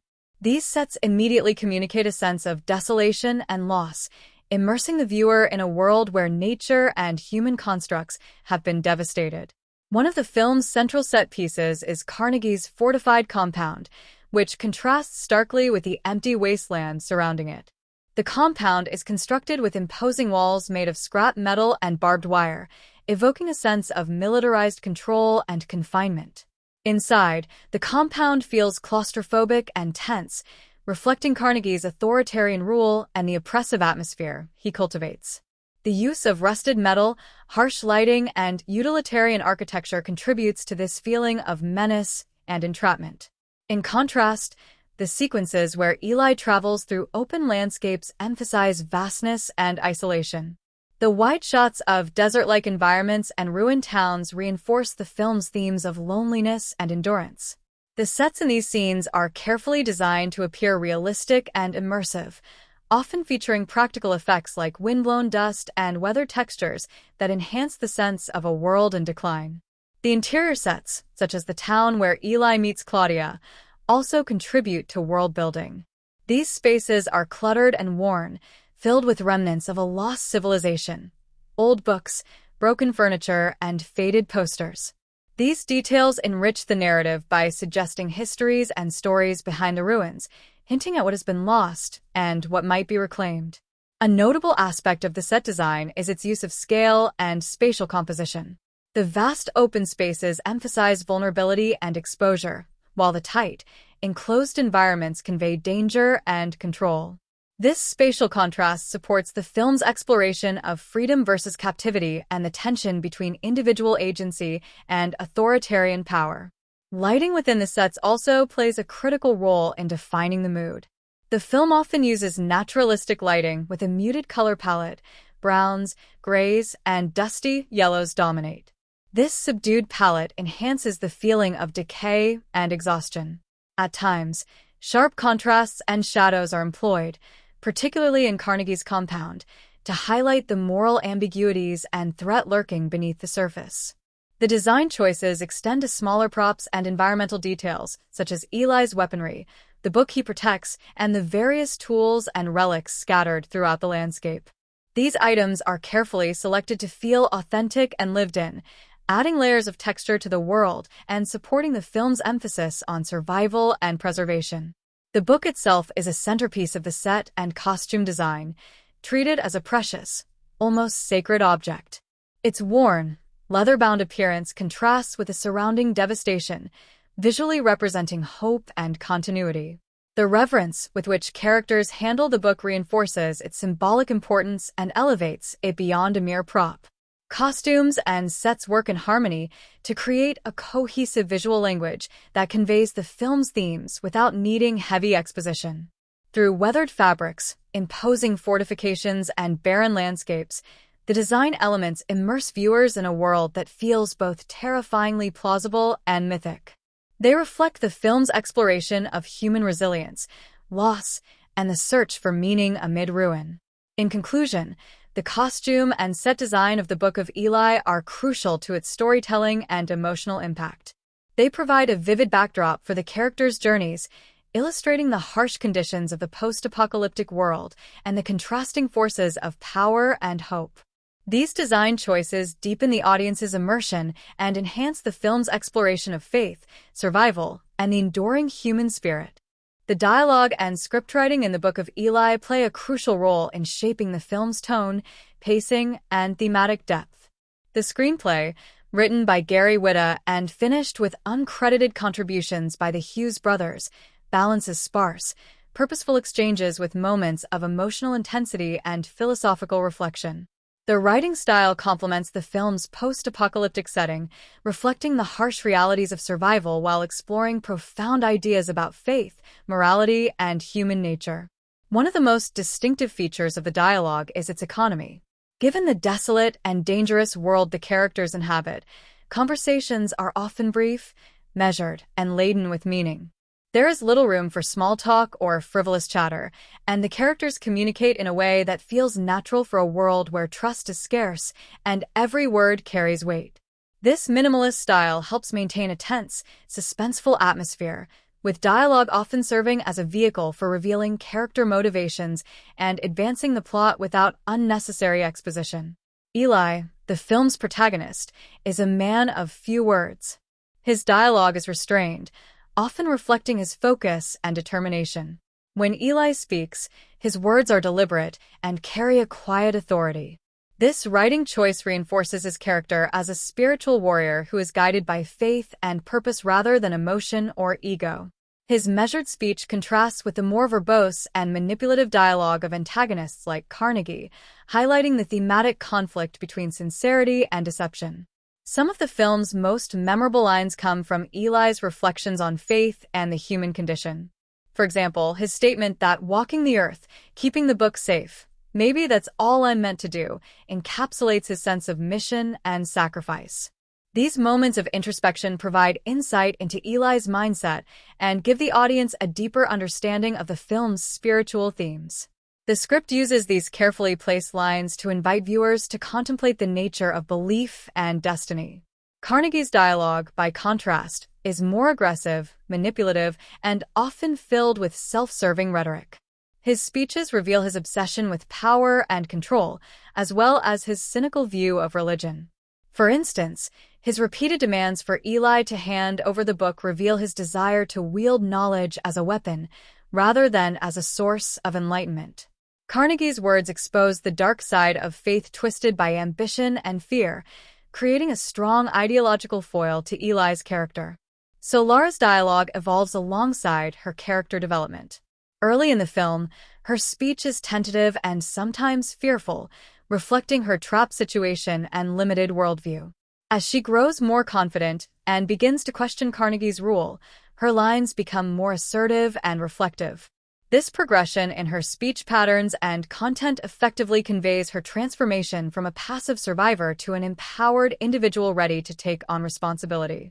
The script also incorporates moments of tension and humor, though humor is sparingly used given the film's serious tone. When humor does appear, it serves to humanize the characters and provide brief relief from the film's otherwise grim atmosphere. These moments are subtle and often understated, embedded in the interactions between characters rather than overt jokes or comedic scenes. The pacing of the dialogue is carefully controlled to build suspense and emotional resonance. Conversations often unfold slowly, with pauses and silences that enhance the tension. This pacing mirrors the film's narrative rhythm, which balances action sequences with quieter, contemplative moments. The script uses these pauses effectively, allowing the audience to absorb the weight of what is said or left unsaid, and to anticipate the next development. Exposition is handled with restraint, a notable strength of the screenplay. Rather than relying on lengthy explanations or backstory dumps, the film reveals information through brief exchanges, visual cues, and character actions.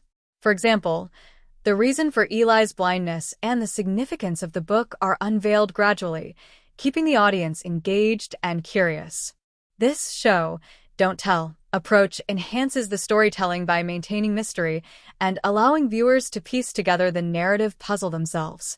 The screenplay's use of symbolic and thematic dialogue adds layers of meaning to the film. Characters frequently discuss concepts such as faith, hope, redemption, and power, not just as abstract ideas, but as forces that shape their decisions and worldviews. These philosophical underpinnings elevate the film beyond a typical post-apocalyptic action movie, inviting reflection on the role of spirituality and morality in human survival. At the same time, the script avoids becoming overly didactic or preachy. While it wrestles with weighty themes, it does so through naturalistic dialogue that feels grounded in the characters' experiences. The balance between thematic depth and narrative momentum is a testament to the writing skill in integrating philosophy with storytelling. Memorable lines from the film have contributed to its lasting appeal.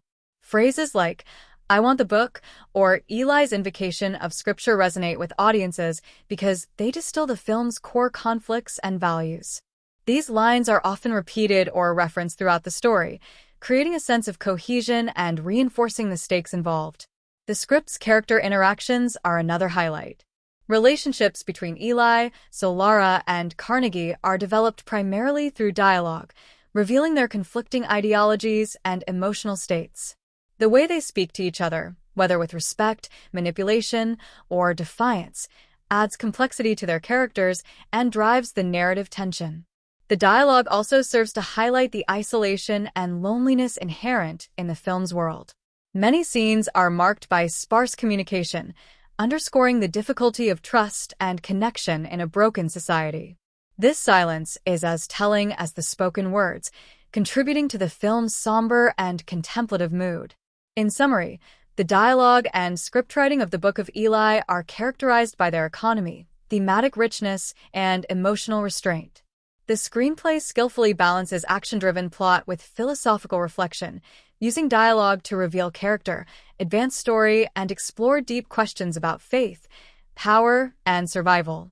Its memorable lines, controlled pacing, and naturalistic exchanges contribute to a film that is both engaging as a thriller and thought-provoking as a spiritual journey.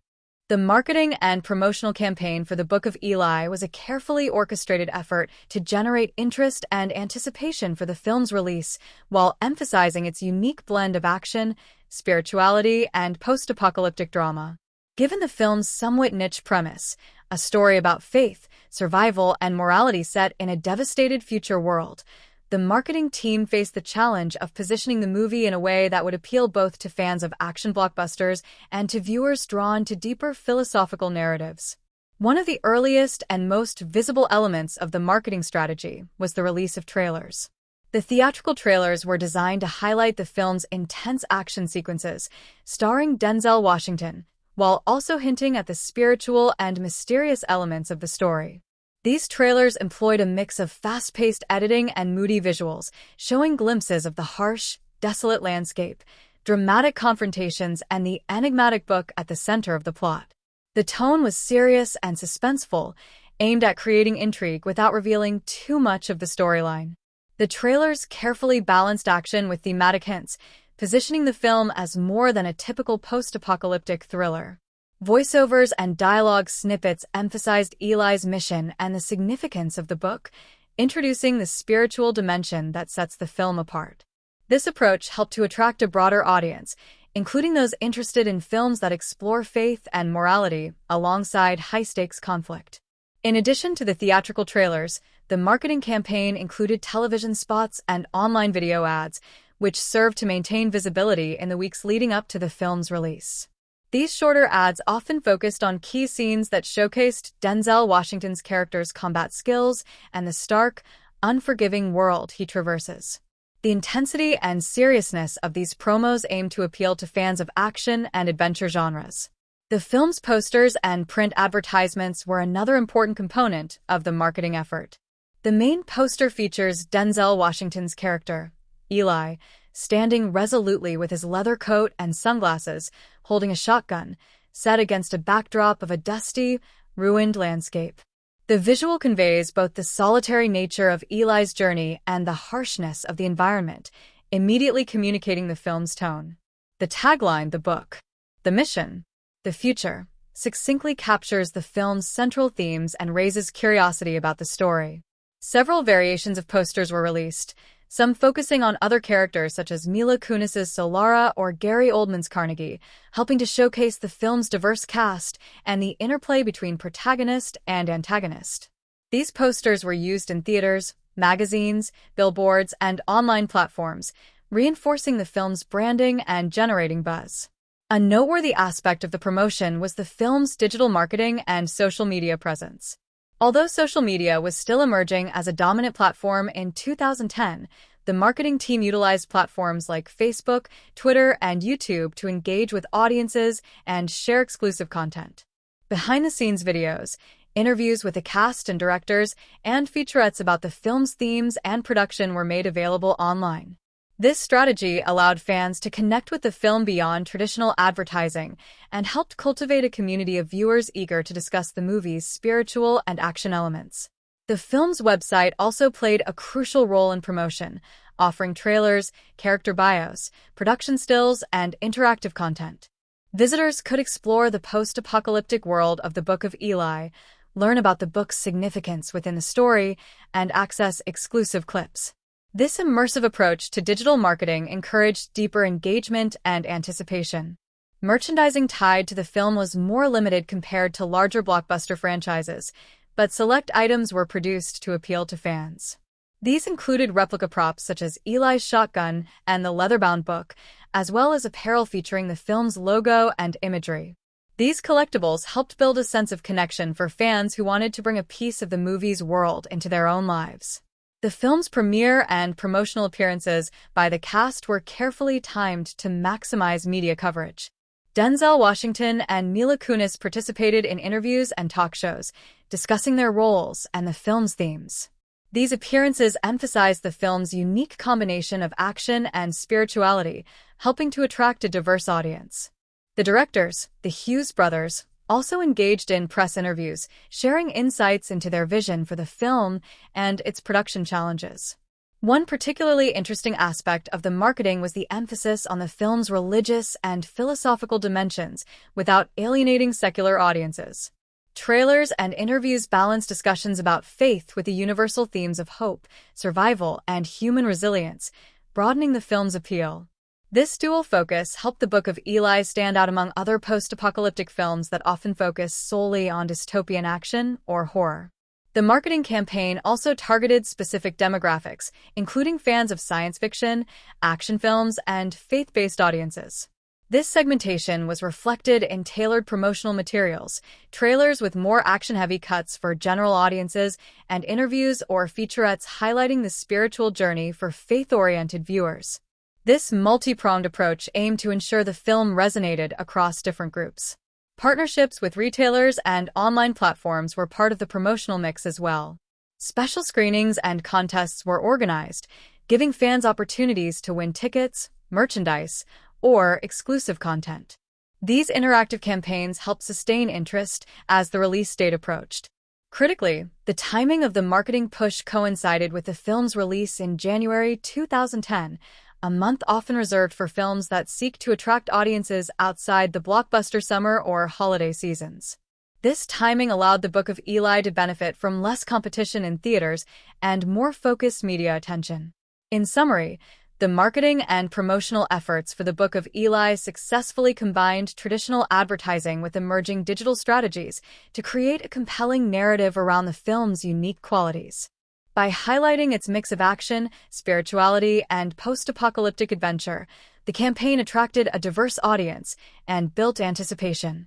The strategic use of trailers, posters, online content, and cast appearances created a multifaceted promotional push that complemented the film's thematic depth and visual style, setting the stage for its reception and legacy. The Book of Eli stands as a distinctive entry within the post-apocalyptic genre, blending elements of action, spirituality, and moral philosophy in ways that set it apart from many of its contemporaries. To fully appreciate the film's unique qualities, it is helpful to compare it with other post-apocalyptic movies, earlier adaptations or inspirations in similar thematic territory, and other works by the Hughes Brothers, who directed the film.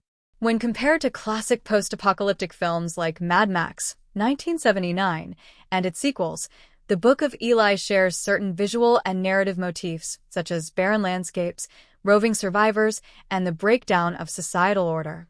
However, while Mad Max focuses largely on visceral action, anarchy, and survivalist ethos, the Book of Eli incorporates a strong spiritual dimension through its central narrative about protecting a sacred text. This focus on faith and morality adds philosophical weight to the story, moving it beyond a purely physical struggle to include ideological and ethical conflicts. Another film often mentioned alongside the Book of Eli is Children of Men, 2006, which similarly explores a dystopian future marked by despair and the fragile hope of humanity's survival. While Children of Men emphasizes political and social collapse along with themes of hope embodied in the birth of a child, the Book of Eli turns to religious faith and the preservation of knowledge as its symbols of hope. Both films use bleak settings and intimate character journeys to explore larger human themes, but the Book of Eli has a more explicit focus on spiritual redemption and the power of Scripture. In terms of narrative tone and pacing, the Book of Eli shares similarities with films like The Road, 2009, which also depicts a father-son journey through a devastated world. Both movies deal with themes of protection, faith, and morality under dire circumstances. However, the Book of Eli injects more stylized action sequences and a clearer good versus evil dynamic, whereas The Road leans toward a more naturalistic and somber depiction of survival and human relationships. Looking at other films that blend faith and action, the Book of Eli occupies a rare niche. Movies like The Matrix, 1999, and Constantine, 2005, incorporate religious or spiritual themes, but are rooted more in science fiction or supernatural fantasy. The Book of Eli distinguishes itself by grounding its spiritual themes in a starkly realistic, post-apocalyptic environment. The film treats religion not as spectacle, but as a vital, living force motivating its protagonist. Regarding the Hughes Brothers' filmography, the Book of Eli represents a significant departure from their earlier work. Known for gritty urban dramas and crime thrillers such as Menace to Society, 1993, and Dead Presidents, 1995, the Hughes brothers shifted in the Book of Eli to a genre blending sci-fi, action, and spiritual allegory. This transition showcases their versatility as directors, embracing a visually stylized and philosophically ambitious project. The film's focus on visual storytelling and thematic depth contrasts with the raw social realism of their earlier films, demonstrating their evolving creative interests. While the Book of Eli did not have any direct earlier adaptations, there is no prior film or novel source material it is based on. It can be seen as part of a lineage of apocalyptic storytelling that draws inspiration from religious texts, dystopian fiction, and adventure narratives. Its concept of a sacred book guiding humanity's future evokes parallels to religious epics and allegorical tales, setting it apart from more conventional post-apocalyptic fare. In terms of tone, the Book of Eli maintains a somber, contemplative mood punctuated by bursts of action. This tone contrasts with more nihilistic or darkly humorous post-apocalyptic films like The Road Warrior or Zombieland, 2009. The film's hopeful undercurrent, driven by Eli's faith and mission, offers a unique perspective that emphasizes redemption and preservation rather than chaos and destruction. Stylistically, the film employs a muted color palette and desaturated visuals that recall other dystopian works, but with a distinctive cinematic polish. The Hughes Brothers' use of wide, sweeping shots and carefully composed frames creates a mythic quality, elevating the narrative beyond simple genre conventions. This visual style differentiates the Book of Eli from grittier, handheld camera approaches used in other apocalyptic films, lending it an almost reverential tone. Comparatively, the Book of Eli also distinguishes itself through its character-driven storytelling. Unlike ensemble survival films such as the Walking Dead series or The Road, the film centers tightly on Eli's journey and personal mission. This focus on a single protagonist's spiritual and physical quest offers a narrative clarity and depth that can be less common in sprawling apocalyptic stories. In the broader landscape of faith-based or spiritually themed films, the Book of Eli occupies a space that bridges mainstream Hollywood and more niche religious cinema.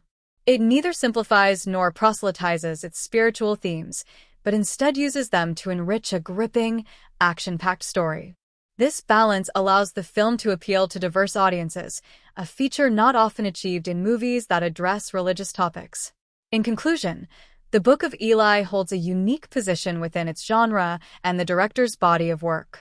It merges post-apocalyptic action with spiritual inquiry, setting it apart from films focused solely on survival, politics, or horror. Its combination of stylistic ambition, thematic depth, and character focus creates a distinctive cinematic experience. When compared to similar films, it stands out for its integration of faith and morality as central narrative forces, its polished visual style, and its contemplative tone. As a result, the Book of Eli offers a fresh and thought-provoking perspective on a familiar genre, contributing meaningfully to the ongoing evolution of apocalyptic storytelling in cinema.